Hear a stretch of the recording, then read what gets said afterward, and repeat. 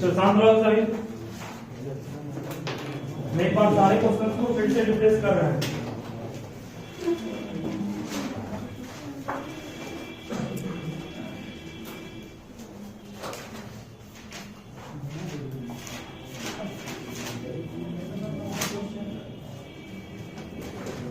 First number आपको बना है कि नहीं? बस खत्म किया ना। फर्स्ट नंबर क्वेश्चन में मैं फिर बोलता हूं, जब भी प्रूफ करना हो तो अगर इस तरफ कुछ दिया होता, इस तरफ कुछ दिया है नहीं, सिर्फ वन है, जो दिया होता उसको लाने का प्रयास हमेशा करते थे। क्या यहाँ कुछ है नहीं, सिर्फ सॉल्व करना है इसको ना। अब सॉल्व करने का तरीका आसान था, क्या मैक्सिमम जगह जीरो बना दें, चाहे वो रो में या कॉलम में। यहाँ पर 2 है, ये जीरो बन सकता है कब? जब 2 से गुना करके इस अनायास कर दें। देखो हम यहाँ पर 100 भी कर रहे हैं, 2 से गुना करके, मतलब आपने गुना किस, आप चेंजिंग 4 किस में रहे? चेंजिंग रो 2 में 4 है, रो 2 का नाम आगे आएगा। रो 2 में चेंजिंग क्या चाह रहे हैं? रो 2 में 2 गुना करके रो 1 से अनायास करें। 2 गुना 1 2, 2 में 2 गया 2 गुना 1 प्लस पी कितना होगा? 2 प्लस 2p, माइनस करो कितना है वो? 3 प्लस 2p में माइनस करोगे 2 प्लस 2p, सॉल्व करके आएगा 1। इसको भी सॉल्व करोगे तो निश्चित रूप से क्या आएगा आपके पास? आपके पास आएगा p माइनस 1, नहीं आएगा। फिर यहां पर 3 से गुना करके माइनस करोगे, 0 आएगा। ये कितना आएगा? 3, और ये कितना आएगा? 3 माइनस 2, और फर्स्ट जो टर्म था वो रिमेन सेम रहेगा। अब लोग किसको एक्सपेंड करना आसान है, बन जाएगा उसके बाद सॉल्व कर देंगे। हमेशा ये प्रयास तो करना है, कुछ है कहाँ तो लोग इसके आप डरते हैं चीज से। चलो क्वेश्चन नंबर 2 हमारे ख्याल से आप लोग इसमें भी फंसे होंगे, फंसे भी नहीं बन गया। इसका कंसेप्ट क्लास 11th का भी है, क्लास 11th अगर नहीं है तो आप क्लास जनरल कंसेप्ट समझ सकते हो। कैसे? एक मैट्रिक्स का ऑर्डर कितना है? ऑर्डर 3/3 है। सब मिला कितना प्लेस? 9 प्लेस। सब मिलाकर 9 प्लेस। प्लेस 9 है, ऊपर क्या लिखा है? प्लेस 9 है ना, 9 प्लेस। आपके पास ऑब्जेक्ट कितने हैं? ऑब्जेक्ट 3 है, एक 0 है, एक 1 है, एक 2 है। इसका मतलब if you have n object and r object is taken at time then it is called permutation। कहा है ना, परमुटेशन को np3 कहेंगे। np3 का मतलब क्या होगा? n factorial by n minus 3 का फैक्टोरियल। सॉल्व करके इसको वैसे हो गया। लेकिन मान लो तुम भूल गए फॉर्मूला, अगर इस फॉर्मूला को भूल भी गए तो भी सॉल्व हो जाएगा। कहोगे सर कैसे? इसका भी एक सिंपल सा तरीका समझ क्या है। वो फर्स्ट प्लेस को कितने तरीके से भर सकते हो? 2 से, 0 से, 1 से, 3 वेज, 3 वेज है इसको भरने का। इसको भरने का कितना वे है? 3 वे। इसको भी 3 तरह से, इसको भी 3 तरह से, इन सबको 3 तरह से हम लोग भर सकते हैं। इसका मतलब है कि total number of ways, that means total number of ways को या टोटल नंबर ऑफ क्या को? मैट्रिक्स इक्वल टू 3 के पावर कितना हो जाएगा? 1 2 3 4 5 6 7 8 9, 9 को 3 है ना, 9 3 को गुना करेंगे तो कितना होगा? 3 3 9, इसका आंसर हो गया। गुना नहीं करना है इसका, गुना नहीं करना है इसका। और एक मिनट, इसका फॉर्मूला ये नहीं होगा, ये नहीं होगा इसलिए क्योंकि यहाँ पर रिपीटेशन अलाउड नहीं था। इसका फॉर्मूला होगा n की पावर r, है ना, इसमें की रिपीटेशन अलाउड का पढ़ाया जाएगा। ध्यान दीजिए, इसमें ये तब यूज करते हैं जब रिपीटेशन अलाउड हो, 11th में पढ़ाए थे। लेकिन जो 11th नहीं पढ़े हो तो भूल जाओ, वही तरीका बनाओ पता है।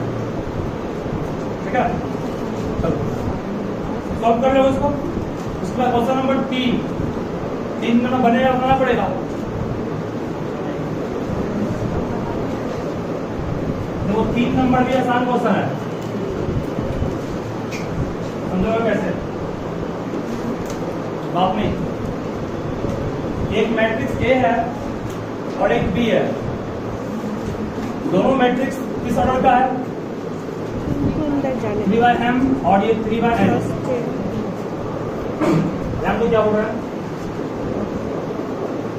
A मैट्रिक्स का ऑर्डर क्या दिया हुआ है? 3/m। और B मैट्रिक्स का ऑर्डर क्या दिया हुआ है? B मैट्रिक्स का ऑर्डर है 3/n। दिया हुआ है, m और n आपस में क्या है, तो दिया हुआ है, बराबर दिया हुआ है। तो पूछ रहा 5a माइनस 2b का ऑर्डर क्या होगा। आप में से कोई बोल सकते हो क्या होगा? थोड़ी हम दो मैट्रिक्स को तभी माइनस कर सकते हैं जब दोनों का ऑर्डर सेम है। इसका मतलब जो ऑर्डर ए का है वही ऑर्डर किसका होगा, बी का, तभी दोनों माइनस हो पाएगा। हम जोड़ते भी तभी हैं जब दोनों ऑर्डर सेम हो, तो माइनस तभी होगा जब ऑर्डर क्या हो, सेम हो। इसका मतलब जरूर ए का ऑर्डर और बी का ऑर्डर सेम होगा। ए का ऑर्डर क्या दिया हुआ है, ए का ऑर्डर कितना है 3/n, या इसी को 3/n भी कर सकते हो ना, m किसके इक्वल है, आंसर हो गया। या तो 3/n आंसर होगा या 3/n, दोनों में कोई भी आंसर हो सकता है कि m किसके इक्वल है। ठीक है, थोड़ा ठीक करना पड़ेगा, कोई दिक्कत नहीं है। 4 नंबर था एक आइडेंपोटेंट मैट्रिक्स क्या होता है, पढ़ाया कि आपको हम जिस मैट्रिक्स का स्क्वायर करने पर वही मैट्रिक्स मिल जाए वो आइडेंपोटेंट है, अगर उसका स्क्वायर करने पर 0 मिले वो नीलपोटेंट है। इसे कहते हैं आइडेंपोटेंट, और इसे कहते हैं नीलपोटेंट, और इसे कहते हैं क्या, सिमेट्रिक मैट्रिक्स, और इसे कहते हैं अस्क्यू सिमेट्रिक मैट्रिक्स। सब पढ़ाया हुआ है, चारों को हाईलाइट किए पहले भी, लिखाए भी हैं, ध्यान रखो। क्वेश्चन नंबर 5 कोई सॉल्व किए हो? 5 का आंसर कोई बोले हुए क्या आया, नहीं बना, कोई बात नहीं, ध्यान दें आप। ए बी का ट्रांसपोज माइनस बी ए का ट्रांसपोज, बस सिर्फ ब्रैकेट दिया हुआ नहीं है, इसका मतलब ट्रांसपोज सिर्फ बी का है, ए का नहीं है। प्रूफ करना है कि सिमेट्रिक है, क्या स्क्यू सिमेट्रिक, कि नल और क्या यूनिट, ये पूछ रहा है।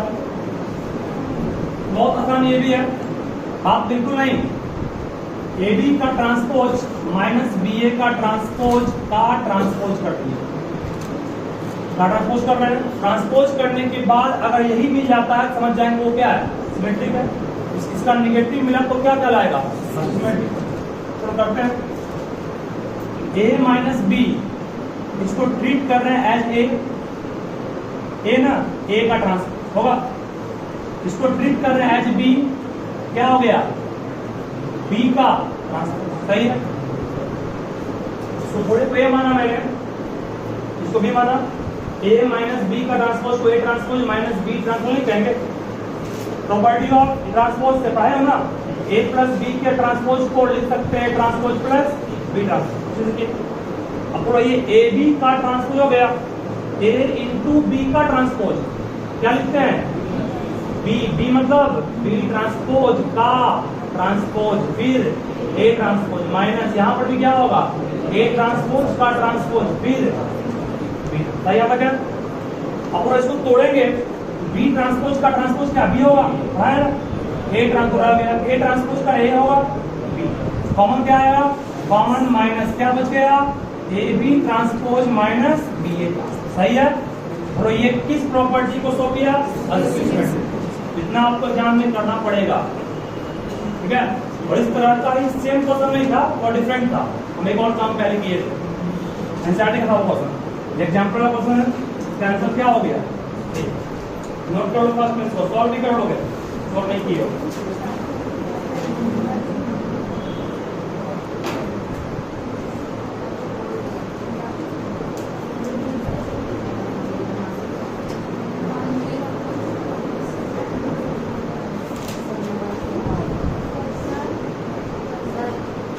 नंबर कौन आ रहा है,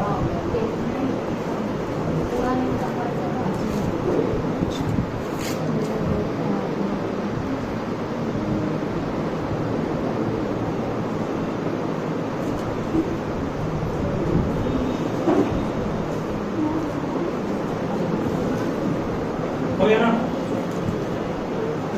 6 नंबर का आंसर तो क्या होगा, 6 का आंसर क्या होगा,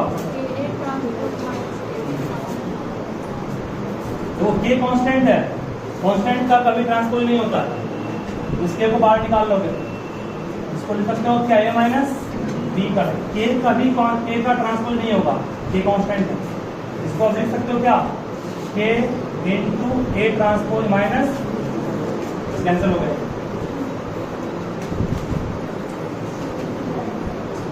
लास्ट क्वेश्चन को सॉल्व किए हो, इसका आंसर क्या आया? 8, सही है। इसका आंसर 8 आएगा तो सही क्या आएगा? जिसका भी नहीं बना ध्यान 7 नंबर 7 नंबर क्वेश्चन जिनका नहीं बना वो ध्यान देना अच्छे से। फॉर्मूला में लिखा चुका था पहले भी आपको कि जहां भी n c r रहेगा उसका फॉर्मूला होता है n factorial by r factorial into n minus r का फैक्टोरियल। ठीक है, ध्यान से सुनो क्या करना है इसमें। 1 को पहले 1 छोड़ दिए, बात नहीं, फिर 1 छोड़ दिए, इसको 1 छोड़ दिए। nc1 को उस फॉर्मूला से क्या कहोगे? n फैक्टोरियल बाय r के रूप में काम 1 किया ना, 1 फैक्टोरियल इंटू n माइनस 1 का, इसको n फैक्टोरियल बाय 1 का फैक्टोरियल 1 ही होगा ना, 1 इंटू समथिंग, समथिंग बचेगा। अरे इसको और सॉल्व करो, क्या n इंटू क्या आएगा?